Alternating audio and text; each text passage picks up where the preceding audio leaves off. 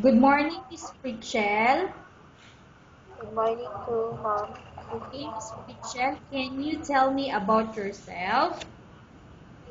Yes, mom. I'm Petra Patalon, 25 years of age, live in Bayugan City, Agusan del Sur.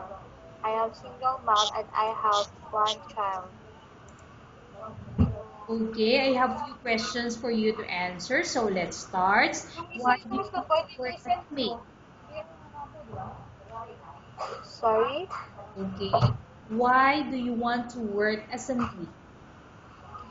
because I want to earn money and I want to help support my family needs. Why you choose Malaysia when there is a lot of other country? It is good and free country, How are you and it is qualified very for this rich. job? I am qualified because I am physically and mentally fit to work. Okay. May I know what is your education level is? I am in vocational graduate. What is your recent working experience? I am a teacher assistant in school. Okay. Have you worked abroad before? No, mom. Do you have experience of taking care of baby? Yes, I have. And whose baby you are taking care of? My baby. Okay. What about elder people? Do you have experience taking care of an elder? Yes, mom. And whose elder you are taking care of? My grandmother. How old is your grandmother when you take care of her? 70 years old. Do you have any other special skills? Yes, mom. May I know what Cook, special skills do you have? cooking and washing. All Are you household. willing to learn new skills? Yes, mom. Are you willing to work with a family where the mother-in-law or any relatives stay together? Okay, so Sorry. I will repeat the question. Are you Yes, willing mom. to work with a family where the mother-in-law or any relatives stay together? Yes, mom. Currently, are you still working now? No, mom. Do you know how to cook? Yes, mom. What sort of food can you cook? Only cook Filipino food. Okay, please tell me the Filipino food that you can cook. Yes, mom. Adobo, sinigang. Okay. Are you aware that you will have to do washing, cleaning, ironing, and cooking? Yes, mom. From all the house chores or household work such as washing, cleaning, ironing, and cooking, which do you like most? Cooking, mom. If ever you were selected to work in Malaysia, who will take care of your kids? My mom. My mother. You are not allowed to use handphone during working hours. Yes, mom. You are only allowed to use handphone after you finish all the works and when going to bed. Yes, mom. You are strictly needed to surrender the handphone to your employer in the morning and your employer will return back to you once you're going to bed. Yes, mom. If ever your employer finds out that you're abusing your handphone and it's affected your work performance, your employer will confiscate your handphone and you're not allowed to hold it anymore. Instead, your employer will allow you to call to your family 3 times in a month. You're only allowed to bring normal phone and you're not allowed to bring smartphone. Are you agreed for the terms and condition? Yes, mom. Are you agreed to the rules and regulation for the handphone? Yes, mom. How many years is the contract as you agreed and understand? 2 years contract. Okay, can you describe for me your ethics or your attitude?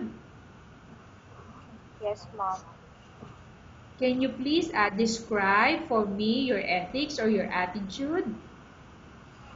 Yes, mom. I am hardworking and have a discipline for myself. I am honest, and long patient.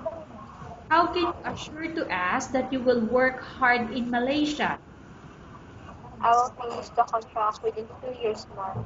Can you promise not to use the telephone without the permission of your employer? Yes, ma'am, I will promise. Can you promise not to put on makeup but to dress properly while work? Yes, ma'am, I will promise. Can you promise not to invite friends and relatives without the consent of your employer? Yes, ma'am, I promise. Can you promise not to ask for advance salary from your employer under any circumstances? Yes, ma'am, I promise. Do you really understand of the rules and regulation of the agency? Yes, ma'am. Do you pay any placement fee for you to come to Malaysia to work as a maid? No, ma'am. Do you have any history of sickness, example breast cancer or any other illness? No, ma'am. Do you suffer from any skin diseases, allergy or physical defect? Sorry? Do Again? you suffer from any skin diseases, allergy or physical defect? No, ma'am. Have you suffered from any serious illness? No, ma'am. Do you smoke? No, ma'am. Are you medically fit? Yes, ma'am. Are you in any medication? No, ma'am. Have you undergone any operation? No, ma'am. Are you allergic with any food? No, ma'am. Are you prepared to work for the employer of any race? Yes, ma'am. Are you prepared to eat the type of food taken by your employer? Yes, ma'am. Are you afraid of being left alone in the house? Hello, Miss Pritchell. Can you Yes, ma'am. please answer the question? Yes, Okay, ma'am. I will repeat to you. Are you afraid Okay. of being left alone in the house? No, ma'am. Are you afraid of dogs or other pets? No, ma'am. Can you promise to work according to instruction from your employer? Yes, ma'am. I Do you will. have any immediate family working in Malaysia? No, ma'am. Okay, Ms. Fritchell, we have finished our question section. Let's go to case study. I have a case study for you and I want you to answer me truthfully. Upon arrival in Malaysia within 6 months, if ever any of your family members pass away, what will you do? Will you continue to work till finish your contract or you will go back? I will continue, ma'am. Finish the contract. Tell us about yourself and why do you want to work in Malaysia as domestic helper? Because I want to help my family and to support them. Okay, And I go ahead, Miss Pritchell. and I want preparing the future of my baby. Okay, Miss Pritchell, what do you want to tell to your employer who watching your video? Okay.